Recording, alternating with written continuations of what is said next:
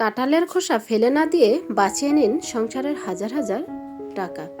কিভাবে কাঁঠালের খোসা ব্যবহার করে সংসারের হাজার টাকা বাঁচাবেন সেরকমই খুব গুরুত্বপূর্ণ একটি টিপস আপনাদের সাথে শেয়ার করছি। আশা করি আজকের ভিডিওটি খুবই ভালো লাগবে।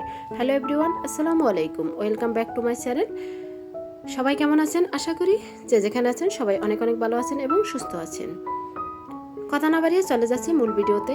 ভিডিওটি লাইক দিয়ে শেষ পর্যন্ত দেখুন। আশা করি আজকের ভিডিওটি আপনাদের অনেক অনেক উপকারে আসবে। ভিডিওটি ভালো লাগলে একটি শেয়ার করে সবাইকে দেখার সুযোগ করে দেবেন। আর চ্যানেলে নতুন হলে চ্যানেলটি সাবস্ক্রাইব করে বেল অন করে রাখতে পারেন নিত্য নতুন রেসিপি এবং টিপস পাওয়ার জন্য। প্রথমে আমি একটি কাঁঠাল নিয়েছি, একদম পাকা কাঁঠাল নিতে হবে। কাঁঠাল নিয়ে কোয়াগুলো তুলে তারপর খোসাটা আমি নিয়ে নিছি। খোসাটা আমি অফ ক্যামেরায় ভালো করে 6 থেকে 7 বার ভিনেগার দিয়ে ধুয়ে নেব। আপনাদের হাতের কাছে ভিনেগার না থাকলে বেকিং সোডা দিয়ে অবশ্যই 6 থেকে 7 বার পানি পাল্টিয়ে ধুয়ে নেবেন। খোসাগুলো অফ ক্যামেরায় ধুয়ে চলে আসলাম কিচেনে। প্যান বসিয়ে দিয়ে দিচ্ছি পরিমাণ মতো পানি। পানিতে কাঁঠালের খোসাগুলো এখন ভালো করে সিদ্ধ করে নেব। একটু নেড়েচেড়ে এখন ঢাকনা দিয়ে ওয়েট করব 15 মিনিট। 15 মিনিট পর ফিরে আসছি। ঢাকনা তুলে এখন নেড়েচেড়ে দেব। এই 15 মিনিটের মধ্যেই পুরোপুরি সিদ্ধ হয়ে গেছে কাঁঠালের খোসা। ফেলে দেওয়া জিনিস দিয়ে যে সংসারের হাজার টাকা বাঁচানো যায়, আজকের ভিডিওটি না দেখলে আপনি বুঝতেই পারবেন না। এখন আমি নেড়েচেড়ে নিয়ে কিছুক্ষণ জাল করে এখন পানি থেকে কাঁঠালের খোসাগুলো ছেঁকে নেব। ভিডিওটি স্কিপ না করে শেষ পর্যন্ত দেখুন, কারণ টিপস সহ আজকের ভিডিওটি স্টেপ বাই স্টেপ আপনাদের সাথে শেয়ার করছি।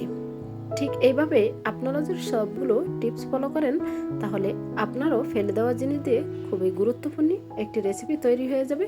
সেটা দিয়ে আপনি সংসারে হাজার হাজার টাকাও বাঁচাতে পারবেন। এখন পানি থেকে আমি কাঁঠালের খোসাগুলো তুলে পানিটা অফ ক্যামেরায় ছেঁকে নিয়েছি। তারপর দিয়ে দিচ্ছি এখানে 2 কাপ পরিমাণ চিনি। চিনিটা দিয়ে এখন ভালো করে নেড়েচেড়ে চিনিটা গলিয়ে নেব।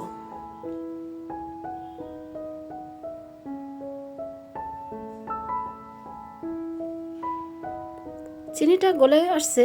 এখন আমি কালারের জন্য এখানে দিয়েছি সামান্য পরিমাণ ফুড কালার। আপনাদের হাতের কাছে যে কালারটা থাকে সেটাই দিতে পারেন। এখানে আমি একটি অরেঞ্জ ফুড কালার অ্যাড করেছি, দিয়ে এখন নেড়েচেড়ে নিছি। কালারটা সম্পূর্ণ অপশনাল, শুধু কালারের জন্য, কারণ কালার হলে বাচ্চারা খেতে ভীষণ পছন্দ করবে, তার জন্য। এখন আমি কিছুক্ষণ আবারও জাল করে নিব। এখন আমি অফ ক্যামেরা একটি লেবু কেটে লেবুর রস বের করে নিয়েছি। পুরো একটি লেবুর রস দিয়ে দিচ্ছি, দিয়ে এখন নেড়ে ছেড়ে নিব আবারও কিছুক্ষণ। এই লেবু রসটা দেওয়ার কারণে খুব সুন্দরভাবে এই ফেলে দেওয়া জিনিস দিয়ে জেলিটা তৈরি হবে, আর একটি আলাদা গ্রানও আসবে। খেতেও ভীষণ টেস্টি হবে। মনেই হবে না যে এটা বাসায় বানিয়েছেন, তাও আবার ফেলে দেওয়া জিনিস দিয়ে। বাইরে থেকে চওড়া দামে না কিনে বাসায় এভাবে বানিয়ে আপনি সংরক্ষণ করতে পারেন এবং বাচ্চাদের টিফিনেও রাখতে পারেন।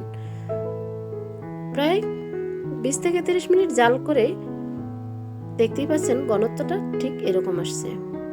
এখন এটা পুরোপুরিভাবে জমবে কি রকম হলে সেটা বোঝার জন্য লাগবে প্রথম আমার একটি বাটি। বাটিতে আমি পানি দিয়ে তারপর দেখিয়ে দিছি। তাহলেই আপনার জেলিটাও একদম পারফেক্ট হবে, যা আপনি না বললে কেউ বিশ্বাসই করতে পারবে না এটা যে আপনি নিজে বাসায় বানিয়েছেন। এখন বাটিতে পানি নিয়ে আমি এখান থেকে 2 চামচ জেলিটা দিয়ে দিছি। যখনই দেখবেন পানিতে দলা ফেঁকে আসছে তখনই বুঝবেন পারফেক্ট হয়ে গেছে। আর যদি দেখেন পানির সাথে মিশে গেছে তাহলে আবারও কিছুক্ষণ জাল করে নিতে হবে। এই টিপসগুলো অবশ্যই খেয়াল রাখতে হবে।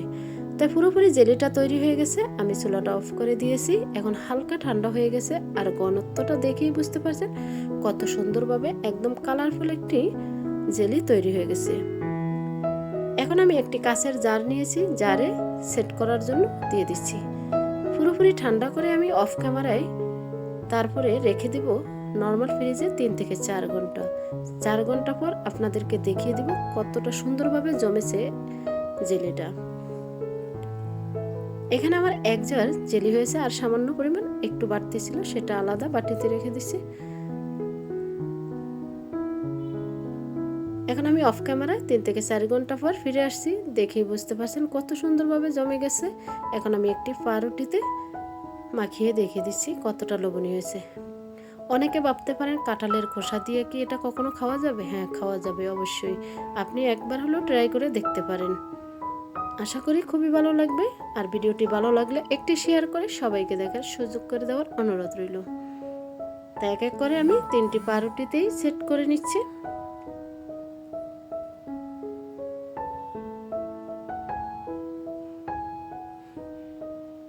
আর যদি চান আপনি কালার না দিতে, তাহলে কালার ছাড়াও করতে পারেন, সেটা একটি সাদা হবে, কিন্তু সেটা দেখতে ভালো লাগবে না, তার জন্যই আমি ফুড কালারটা ইউজ করেছি।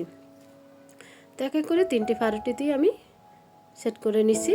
তা বন্ধুরা, আজকের মতো এখানেই বিদায় নিব। আবারও দেখা হবে নেক্সট কোনো রেসিপির সাথে। ততক্ষণে সবাই ভালো থাকবেন, সুস্থ থাকবেন, নিজের খেয়াল রাখবেন, পরিবারের খেয়াল রাখবেন, আর সবাই সবার জন্য দোয়া করবেন। আর চ্যানেলটি সাবস্ক্রাইব করে অবশ্যই পাশে থাকবেন। আসসালামু আলাইকুম রহমতুল্লাহি ওয়া বারাকাতুহু। আল্লাহ হাফিজ।